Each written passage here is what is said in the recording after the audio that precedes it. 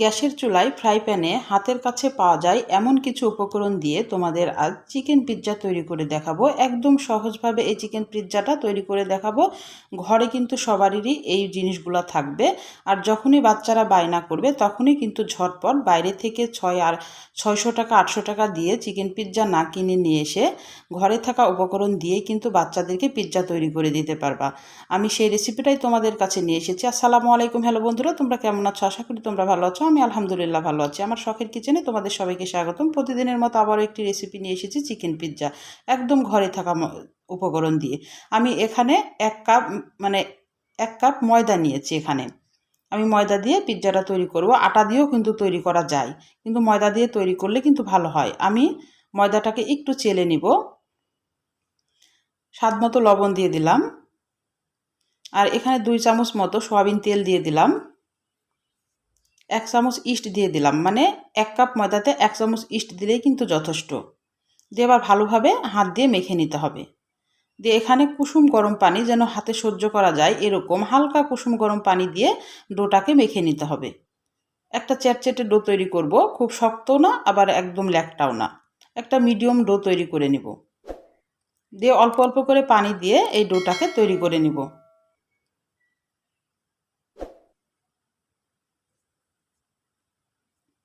দেখে বুঝতে পারছো আমার হাতের দিকে। এবার আমি আবার 1 চামচ তেল দিয়ে এবার ভালোভাবে এটাকে একদম মেখে মসৃণ করে নিব। একটু মেখে একদম 1 ঘন্টা আমি এটাকে রেস্টে রেখে দেবো, ঢাকনা দিয়ে ঢেকে। অবশ্যই গরম গরম স্থানে একটু রাখলে কিন্তু তাড়াতাড়ি ফুলে যায়। আমি 1 ঘন্টা পর ফিরে আসলাম। ডোটা অনেকখানি ফুলে গেছে। আমি একটু বাতাসটা বের করে দিব, দিয়ে একটু আবার হাত দিয়ে মথে নিব।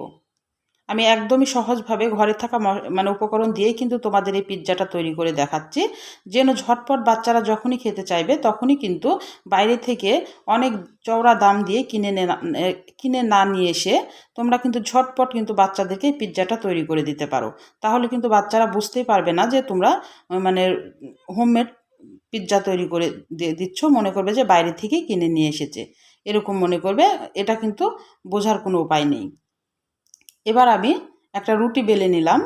রুটিটা বেলে এবার আমি যে ফ্রাই প্যানে বসাবো পিৎজাটা, সেই ফ্রাই প্যানে আমি রুটিটা দিয়ে দিলাম। আর রুটিটা কিন্তু আমি একটু মোটা রেখেছি, তোমরা পাতলা করে রাখতে পারো। দিয়ে একটু হাত দিয়ে চারিদিকে একটু উঁচা করে দিলাম। তারপরে কাঁটা চামচের সাহায্যে একটু এটাকে ফুটো করে দিচ্ছি, যেন খুব একটা বেশি না ফুলে, পাউরুটির মতো যেন ফুলে না যায়। ফোঁটাটা করে দিলে এটা ভালো হয়। এবার ঘরে থাকা যে উপকরণ আমি বললাম, আমি এখানে কিন্তু পিৎজার যে সসটা পাওয়া যায় আমি সেটা দিই নাই। এখানে আমি টমেটো কেচাপ দিয়েছি। টমেটো দিয়ে এবার উপর থেকে একটু চিজ দিয়ে দিলাম।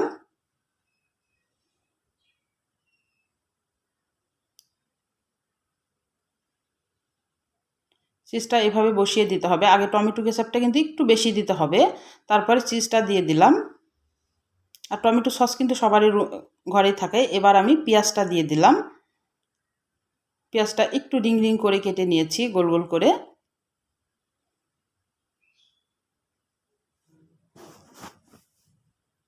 এই নাস্তাটা কিন্তু খেতে অসম্ভব মজা লাগে। এটা নাস্তা হিসাবেও কিন্তু ধরা যায়, যখন তখন কিন্তু এটা বানিয়ে খেতে পারা যাবে।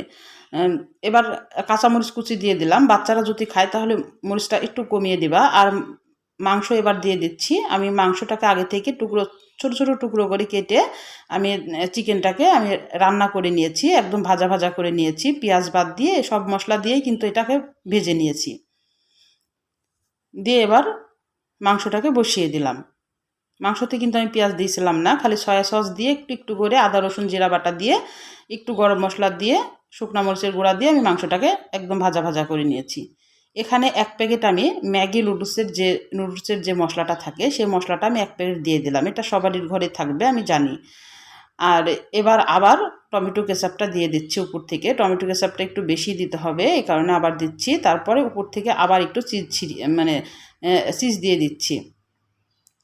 তারপরে আবার পেঁয়াজের একটু রিং দিয়ে দিচ্ছি। তোমরা সবজি যদি এখানে অ্যাড করতে চাও দিতে পারো, আমি এখানে কোনো সবজি অ্যাড করলাম না। দিয়ে আমার সাজানো যখন হয়ে গেল তখন আমি এই সাইডের অংশটা একটু কালার আনার জন্যে আমি একটা কুসুম ভেঙে নিয়েছি ডিমের, হলুদ অংশটা দিয়ে এবার একটা ব্রাশের সাহায্যে একটু সাইড থেকে এটাকে আমি লেগে দিচ্ছি, তাহলে সুন্দর একটা কালার আসবে। যেহেতু এটা ওভেনে বেক করব না, এটা গ্যাসের চুলায় বেক করব, এই কারণে সেই কালারটা আনার জন্যে কিন্তু কুসুমটা অবশ্যই দিতে হবে, না হলে ওই সাইডটা কিন্তু সাদা থেকে যায়, দেখতে খুব একটা ভালো লাগে না। তারপর এবার ঢাকনা দিয়ে ঢেকে আমি প্রথমে হাই হিটে 5 মিনিট জাল করব। আমি তলাতে কিন্তু একটা প্যান বসিয়ে দিয়েছি আর একটা, তারপরে একদম লো আছে 25 মিনিট জাল করব, তাহলে টোটাল আমার 30 মিনিট সময় লাগবে। দেখো তলটা কিন্তু একটুকু পুড়ে নাই, লাগে নাই, খুব সুন্দর হয়েছে। আমি এবার তুলে নিচ্ছি। তাহলে 5 মিনিট হাই হিটে, তারপরে একদম লো আছে 25 মিনিট, তার মানে টোটাল 30 মিনিট এটাকে বেক করব, তাহলেই কিন্তু আমার পিৎজাটা তৈরি হয়ে গেছে। এবার আমি তোমাদের একটু কেটে পরিবেশন করে দেখাচ্ছি কেমন হয়েছে। তাহলে আমার রান্নার যদি কোনো অংশই তোমাদের ভালো লাগে, প্লিজ আমার চ্যানেলটাকে সাবস্ক্রাইব করে দিও, একটা লাইক দিয়ে রান্নাটা দেখা শুরু করো, আর ছোট্ট একটা কমেন্ট করে জানাই আমার রান্নাগুলো কেমন লাগে। পাশে থাকা বেল আইকনটা প্রেস করে দিও, আমি যখন এরকম নতুন রেসিপি তোমাদের মাঝে হাজির করবো তোমাদের কাছে যেন ভিডিওটা চলে যায়। তাহলে আজকের মতো বিদায় নিচ্ছি, আল্লাহ হাফেজ।